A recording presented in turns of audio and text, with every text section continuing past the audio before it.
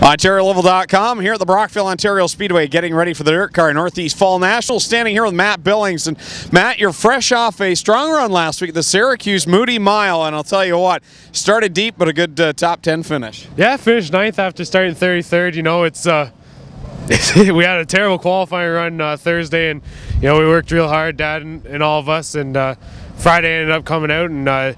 You know, had a real strong practice session. Ended up running like 4th fastest time, and in the heat race, since we started so far back, you know, wasn't so good. Got in a little bit of trouble early, but we were fast enough to get in the show through the heat race. And you know, it's a long race, starting 33rd. A lot of good pit strategy through the crew, and you know, thank Billy Dunn. You know, he's my crew chief again this year, and he's a big block regular. And you know, without the guys that support and help you out, you know, it's hard to do what you can do on.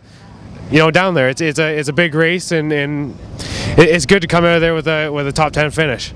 And a top 10 in a serious race, which you've struggled a bit in, but today going into your home track and a track where you really turned it up a notch at the end of the season, you have to be feeling pretty positive. Yeah, I'm really excited. You know, the tour race has been really terrible this year. You know, other than one good run at Cornwall, and it wasn't even a good run. So it's hopefully we can come back today. You know, I think we won the last race here, and other than that, the ones we finished were second here in August. So we finished off good here, and you know, if we wreck it, we got all winter to fix it. So that's my mentality today, and I'm just ready to have some fun and get back out here. The weather's finally nice here, and you know, hopefully we can get going.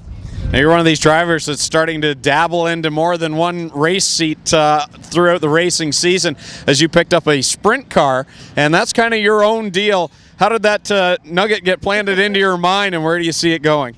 Well, it's something I've always wanted to do, you know, right from go-karts. I don't know, it's, you know, sprint car racing around here is actually a pretty big thing, you know. They show up here two times or 3 times a year, and it's always a neat thing to watch a sprint car go around. And I love them, you know. They're a neat thing. I've 2 years ago I was thankful enough to get in one of Chuck Hebbings, and this year at the start of September I got in one of Brian McDonald's. But fortunately it didn't end out how I wanted to. I ended up flipping it 5 times halfway down the backstretch, so I bought it.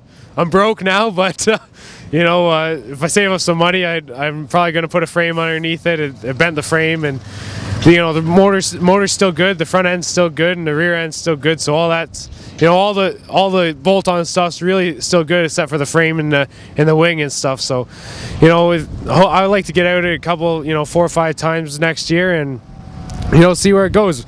But it's, you know, I think they're fun. Well, you go watch this weekend, and you know, you like sprint car racing too. There's something about them that's different than a modified, and it's different than a late model, and just it appeals to me, I guess. Now with this season ending here this afternoon, 2012 will be here before we know it. Obviously you have the sprint car, but for the modified, that's your main goal each and every year. What are your plans in this offseason to get ready for next year, to maybe improve on the tour dates? So what's on your calendar for the offseason? Well, we're gonna be staying with the same frame. We got a new frame last year, and just, you know, getting everything better and back together. You know, our shock program. You know, the more I've learned, I do my own shocks, and it's, you know, anybody will tell you there's so much knowledge out there and information, but really you got to play with it and find out what works good with you, because what Integra tells you may not be quite what you're looking for, what Bilstein tells you. So that's one thing that I really worked on last off season and really helped us this year. And you know, that'll be going the same. And you know, our engine program, Kim and Kevin Ender, sorry, you know, they're great, and they always give us a good piece, and really thankful to have them on board and part of our team. And it's, you know, just something that you got to, you know, we'll be starting. We'll probably take 2 weeks off after Brockville just to recuperate after Syracuse and this week, but then we'll be right back ready to go. We'll be taking apart the Syracuse car, getting it ready to go, and taking this one apart and get this one ready to go for next year. And it's, you know, it is my focus, you know, modifieds, and hopefully we can go out and, you know, have a good showing again next year. Now, track announcer here, Steve Young, says he likes the yellow and blue ride better. You did better with it at Syracuse. Do you know what the paint scheme is going to be next year? Will you make Steve happy? I don't know yet. We'll have to see how sponsorship goes. You know, CarQuest really helped us out this year, and that's the red, white, and blue. So well, hopefully it works out good, and you know, whatever it goes, Steve's announcing.